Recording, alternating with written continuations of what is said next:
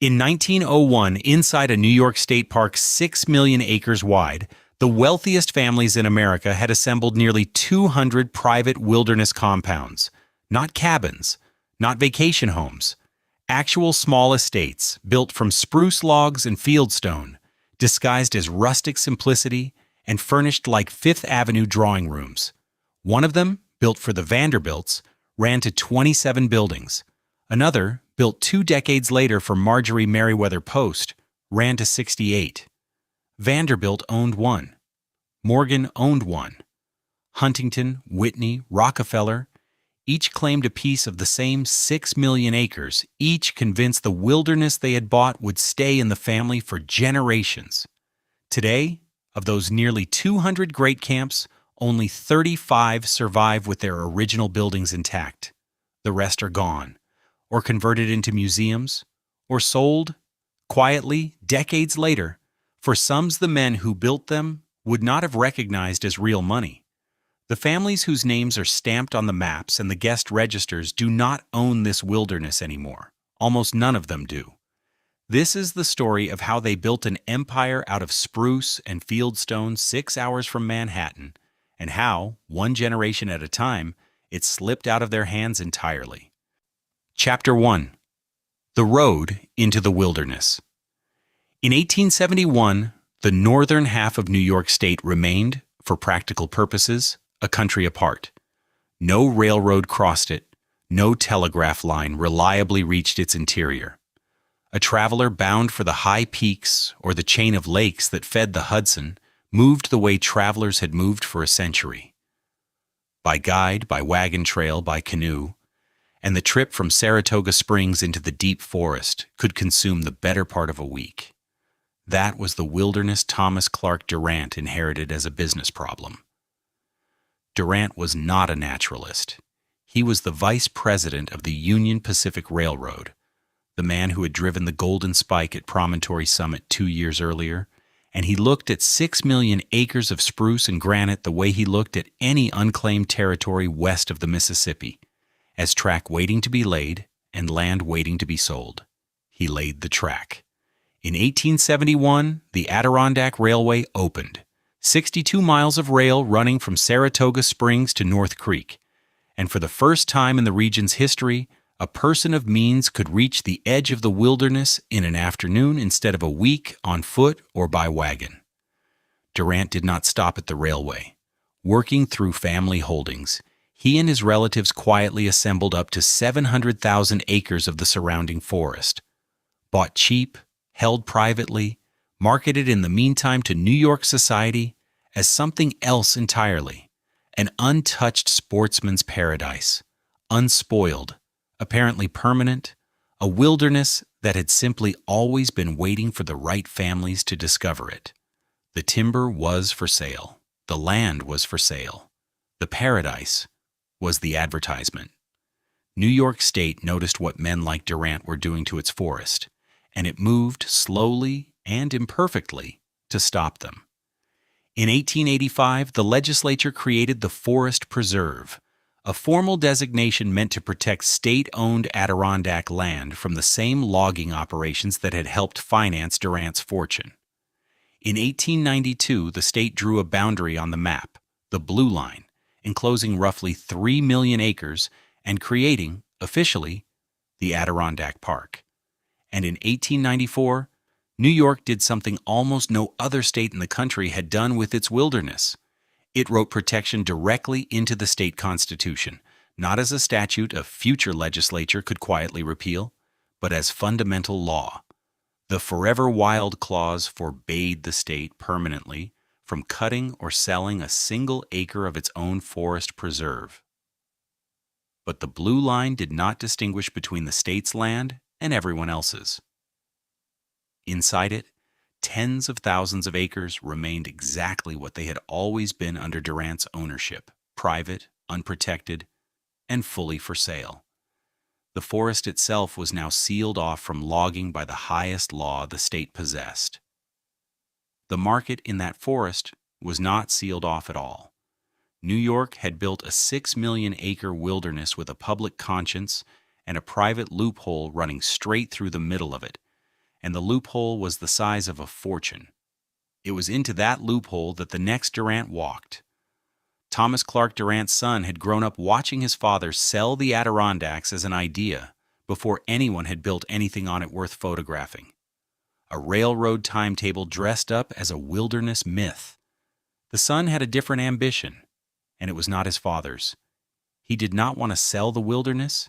He wanted to build inside it, something that had never existed on this scale before, on land his own family already controlled, tens of thousands of acres of it, still sitting quietly on the far side of the blue line. His name was William West Durant. Chapter 2. A Style with No Name Yet. He inherited two things that mattered, and neither of them was money in the ordinary sense. From his father, he took the railroad connections, the surveyors, the lawyers, the men who understood how to move a legislature. From the land itself, he took tens of thousands of acres already sitting under his family's name, untouched, unphotographed, waiting for someone to decide what a fortune was for. His father had sold the wilderness as an idea. William West Durant meant to live inside it. In 1877, he starts building on Roquette Lake. What rises there has no name yet because nothing like it has been built in America before. Instead of one house, he builds several.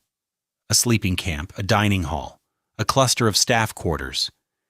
Each its own small structure, connected by paths instead of hallways, sided in bark still bearing its own texture, railed in twig work bent rather than milled. It is not a lodge. It is not a mansion pretending to be rustic. It is an actual settlement built to look as though the forest had assembled it. He calls it Camp Pine Knot. Historians will later call it the first great camp. In 1877, it is simply an experiment nobody has tried to sell yet. The experiment becomes a template, and the template becomes an industry. Between 1890 and 1897, Durant builds two more camps, each larger than the one before it. Camp Uncas rises on Lake Mohegan. Camp Sagamore rises on its own lake and grows to 27 buildings, an ice house, a boathouse, staff quarters, a working farm supplying its own kitchen, not a house in the woods, an actual village in the woods, self-sufficient, self-contained, answerable to no town and no season. Durant hires almost exclusively local craftsmen, men who had spent their lives building for guides and trappers, now building for the richest families in the country. For the first time, the American estate has an architecture that owes nothing to England, nothing to the Loire, nothing borrowed. It has bark and cedar and a lake view instead. And the buyers arrive in a pattern that only tightens. In 1895, Collis P. Huntington, the railroad baron who had helped drive the transcontinental line to its completion, buys Camp Pine Knot outright. In 1896, J.P. Morgan, the financier reorganizing half of American industry from a desk in Manhattan, buys Camp Uncas. In 1901, Alfred Gwynn Vanderbilt, heir to the largest private fortune in the United States, buys Camp Sagamore, and does not leave it as he found it. He installs running water. He installs flush toilets. He builds a private hydroelectric plant to light rooms that had been lit, until then, by nothing but kerosene and fire. He adds an outdoor bowling alley because by 1901, a summer camp in the Adirondacks can have one. 3 camps, 3 of the wealthiest men in the country.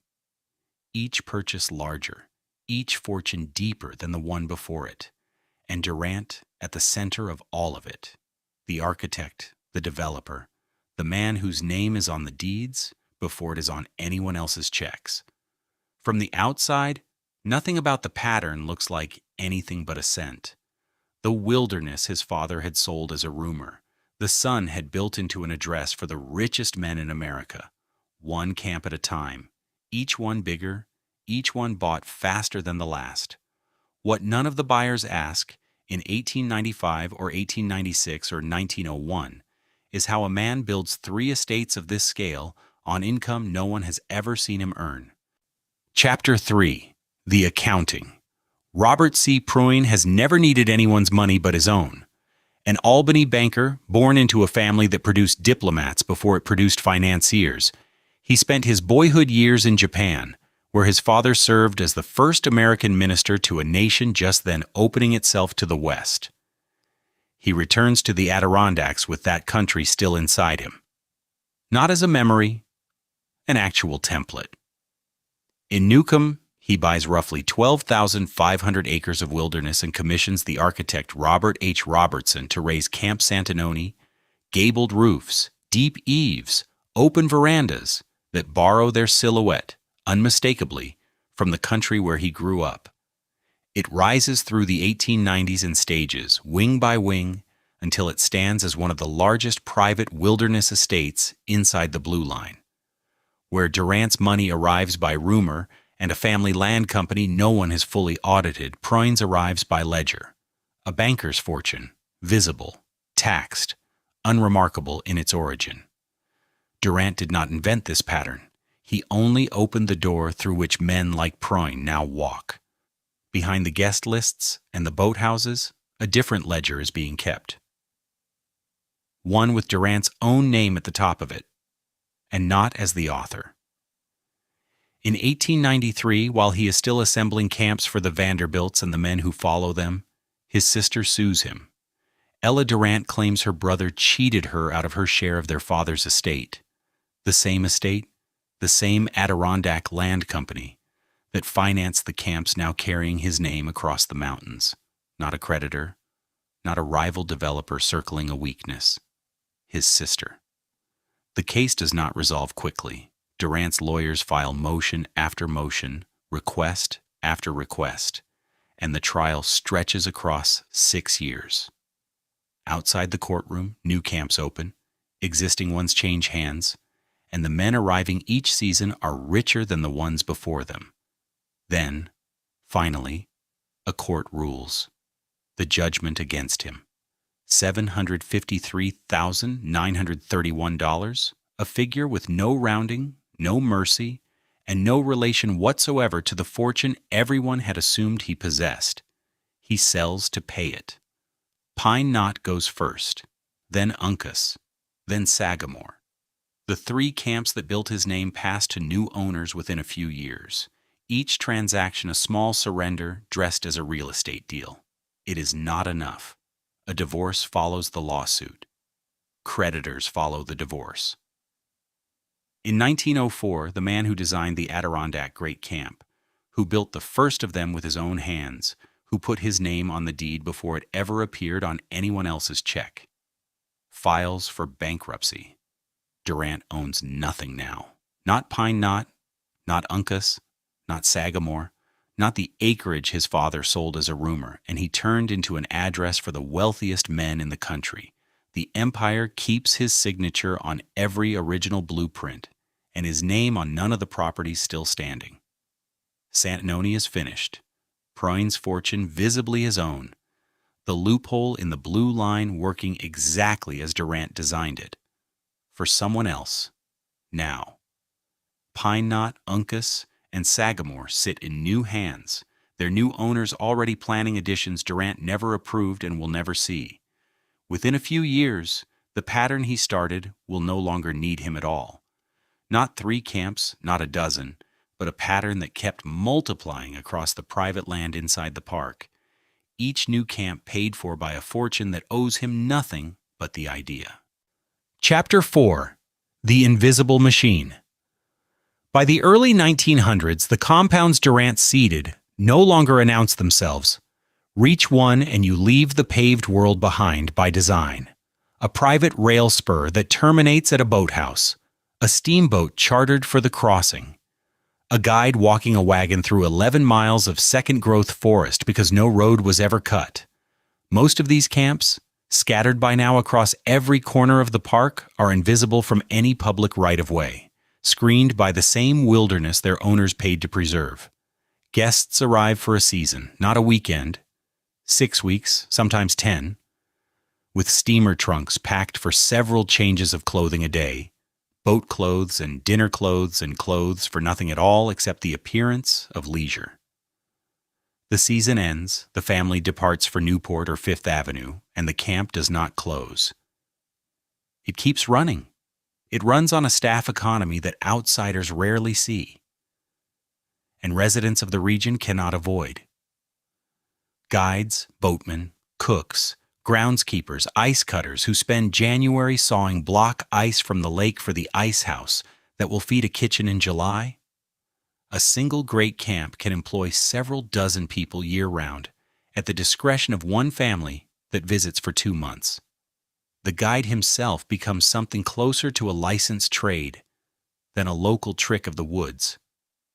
New York begins formally certifying Adirondack guides, one of the first outdoor guiding licenses issued anywhere in the country. Not a hobbyist with local knowledge, an actual credentialed profession, tested and registered, because the wealth arriving on the private spurs needs men it can verify. The wilderness has acquired a bureaucracy. Around the lakes, hamlets grow to service what they will never be permitted to enter. Hotels multiply near the rail junctions. Liveries and outfitters and laundries organize themselves entirely around the camp calendar, and the local population, trappers' descendants, lumber camp veterans, farmers, pushed off marginal land, becomes within a generation staff. Not partners in the boom, staff. A boy who guides a millionaire's sons through Whitewater in August, cuts that same millionaire's ice in February, and will never once see the inside of the main lodge he keeps stocked. The wilderness the guidebooks still call untouched is by now the most administered forest in the eastern United States. Surveyed, staffed, supplied, taxed, and closed. None of it shows from the water. That is the point of the design Durant left behind. The money is total, and the appearance is nothing. A camp with 40 employees and a standing ice house and a private telegraph line to New York presents itself from a passing canoe as 3 log buildings and a dock. The scale of the operation is legible only in the account books.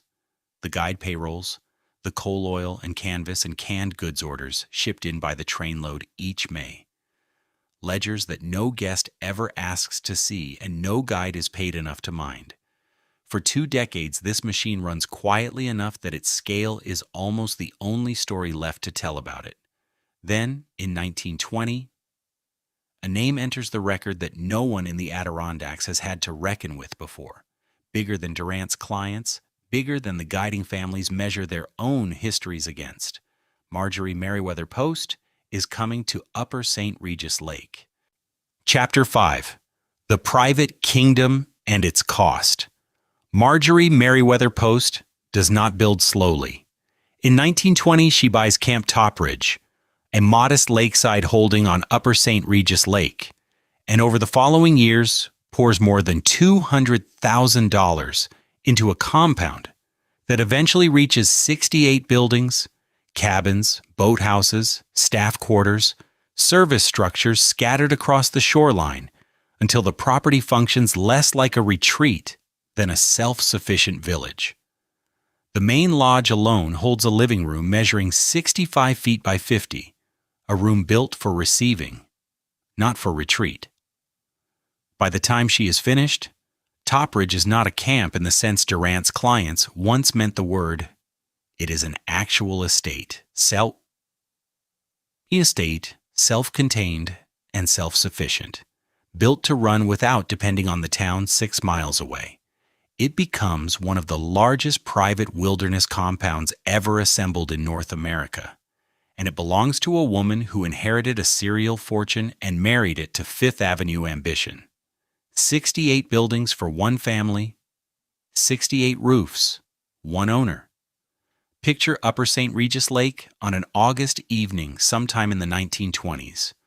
Launches glide between camps, strung with electric bulbs threaded through white pine, running lights reflecting off Chuidef water that 50 years earlier had no name on any railroad timetable.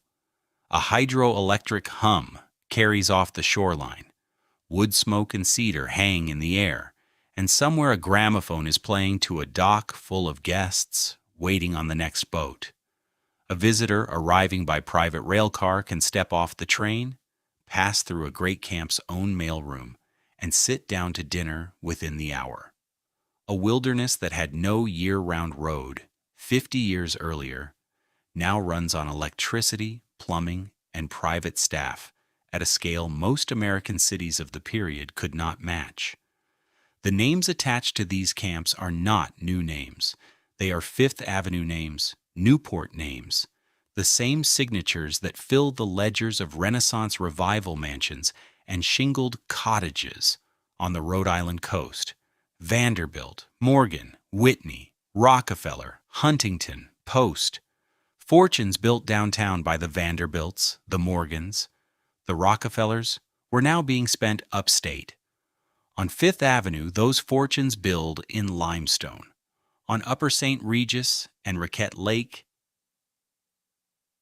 the same fortunes build in peeled bark and unpeeled spruce.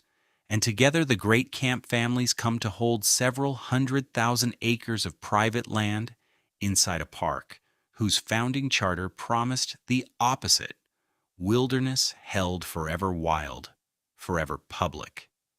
The contradiction sits there for decades. No one with the standing to challenge it has any reason to. Ownership of these camps rarely stays fixed for a single generation. Children inherit them and cannot afford the staff. Camps are sold, subdivided, or simply closed for the season and never reopened. It is against this pattern, succession, quiet decline, the slow retreat of families back towards the cities where their money was made, that Santanoni's turn arrives. Camp Santanoni, the Japanese-influenced estate the Pruing family raised on Newcomb Lake in the 1890s, changes hands in 1953. The new owners are the Melvin family, and for 18 years, Santanoni continues the way these camps always have: a private world, reached by private road, known mostly to the people invited into it. Then on July 10th, 1971, an 8-year-old boy named Douglas Legg, the Melvins' grandson, sets out on a hike from the camp's main lodge. He does not come back. The search that follows draws hundreds of volunteers and the New York State Department of Environmental Conservation into the surrounding forest. They work the terrain for weeks. The same terrain the guiding families once knew by lamplight, the same terrain that made Durant's clients feel they had purchased something untamed. No trace of the boy is found. Not a shoe, not a scrap of clothing, nothing logged into any report that follows. The file stays open. It never closes. The Melvin family does not return to Santanoni. The camp that once ran on a full staff of caretakers, boatmen, and cooks stands with its lodges intact and its lake untouched, a private kingdom with no one left inside it. Chapter 6. The last great camp rises as the first goes dark. The paperwork that ends 4 generations of private ownership at Santanoni takes a fraction of the time the plumbing did. The Melvins do not return, and eventually they do not intend to. The estate passes to the Adirondack Nature Conservancy, a non-profit built for exactly this kind of transfer, and the Conservancy in turn passes it to New York State, folding the main lodge, its outbuildings, its lake, and a private complex reached once only by private rail car back into the forest preserve it was carved out of in the first place. What Robert Pruing spent a decade and a fortune assembling, the state absorbs in a single filing. The buildings do not fall down. That is the strange part. The main lodge stands, the boathouse stands, the farm complex stands, and none of it burns or collapses or gets torn out for scrap the way so much Gilded Age excess eventually does. It simply stops being reachable.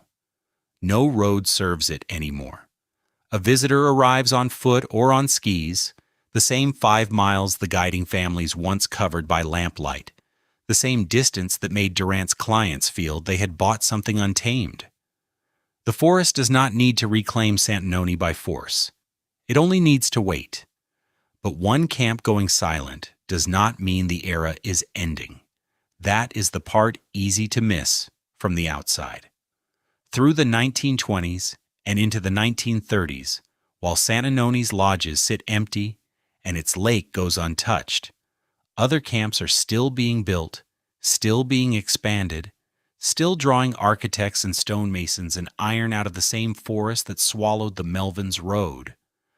The building boom that started with Durant's first bark-shingled lodge in 1877 does not slow. It does not plateau. It keeps running through a decade that, by every other measure, should have stopped it cold. It runs for 72 years. The last major great camp built in the Adirondacks. Not a renovation, not an addition, an actual ground-up estate in the old register, is Minnowbrook, raised on Blue Mountain Lake and finished in 1949.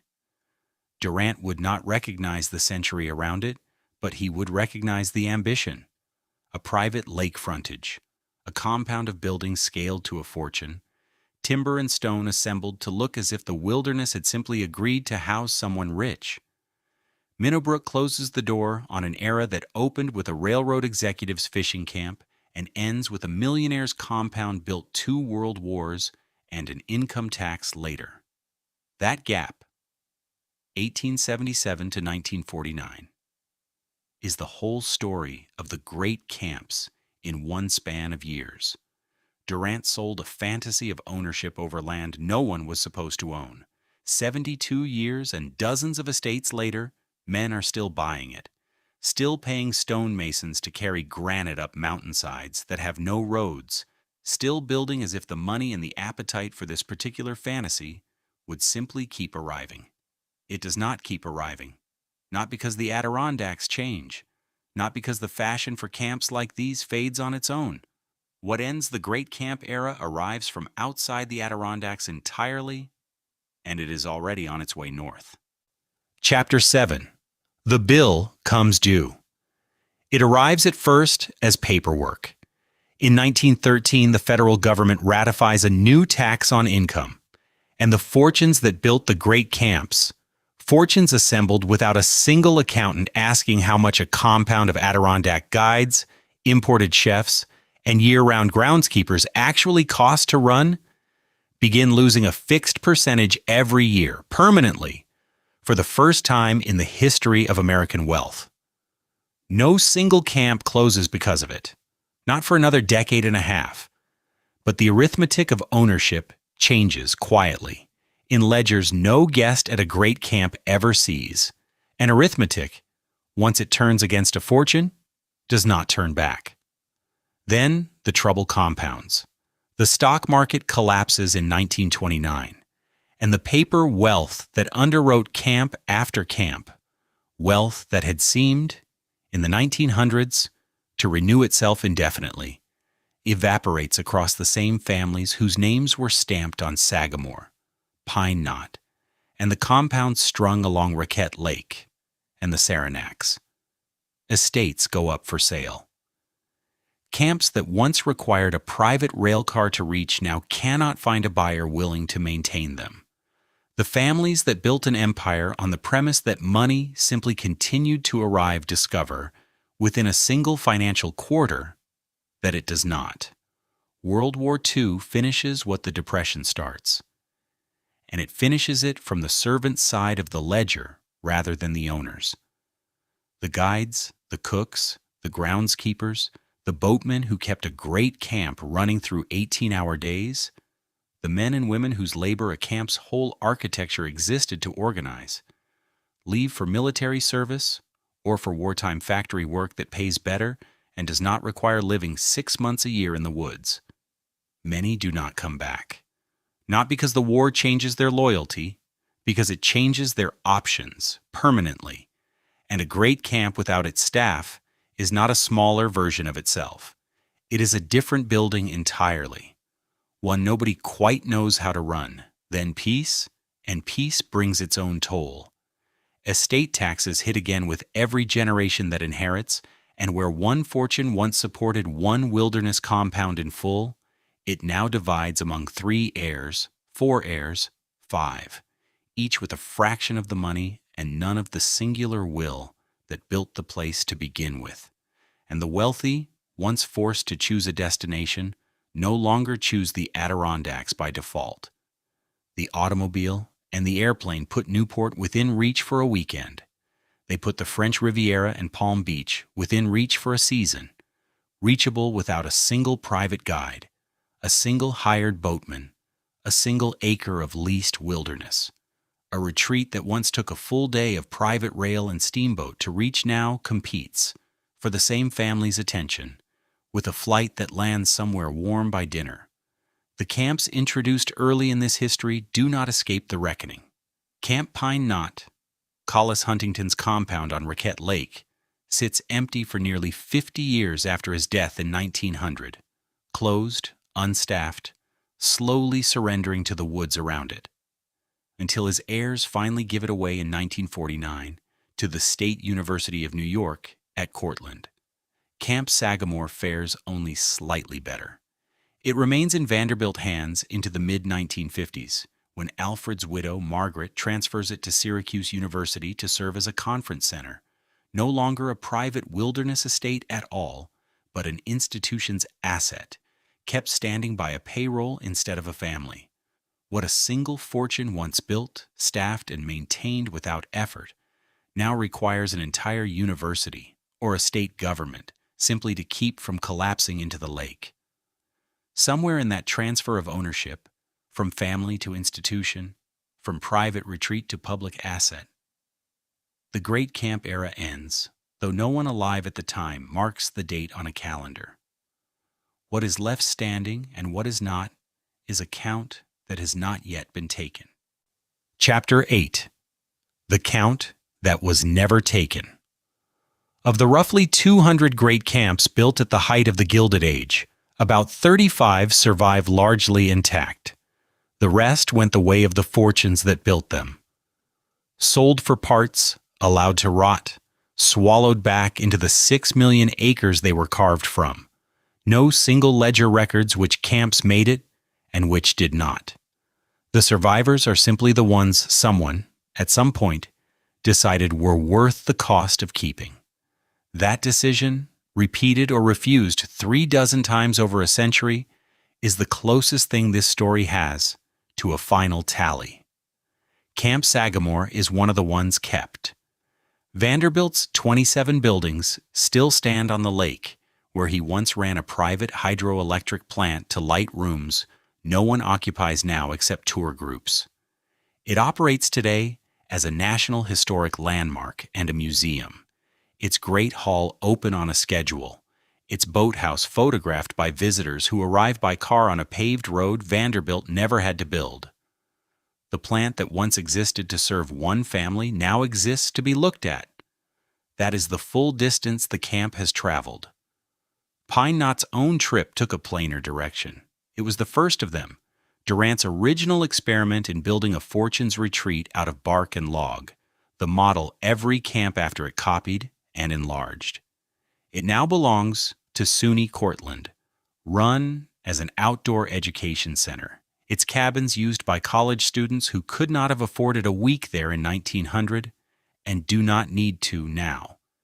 The camp that invented the form is still standing. It simply stopped being anyone's private world some decades ago.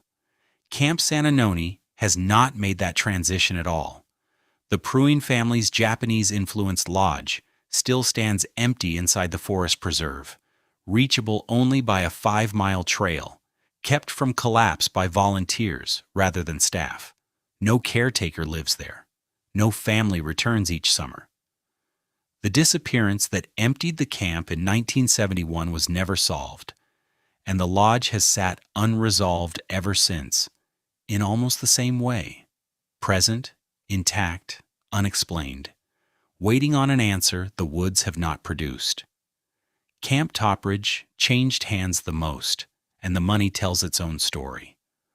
Marjorie Post's compound sold for $911,000 in 1985, then again in 1994, to a Texas investor. Decades later, a separate great camp on Lake Cora, Once Vanderbilt land, once the retreat of a lieutenant governor, sold for $79.5 million, a record for the region.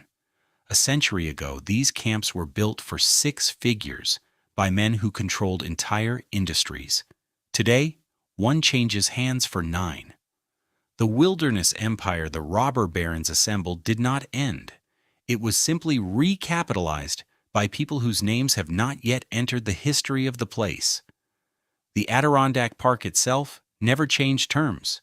It remains, as it was set down in 1892, 6 million acres inside a blue line, roughly 2.6 million of them constitutionally forever wild.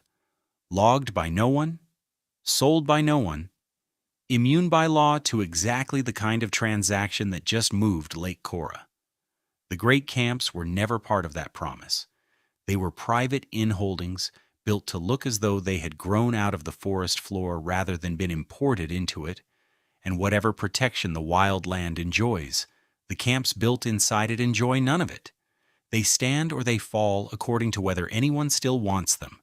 The water does not participate in any of this. It runs off Raquette Lake, off Sagamore Lake, off Upper St. Regis, the same three lakes that carried Durant's guideboats and Vanderbilt's steam launches, past docks that were built for arrivals and departures on a precise seasonal calendar. The docks are still there, weathered gray, a few boards replaced, the paint long gone to bare wood. They stand a foot or two above water that rises and falls with the season exactly as it always has. Almost no one who was ever rowed out from one of them is still alive to be rowed out again. The water goes on running toward the sea regardless.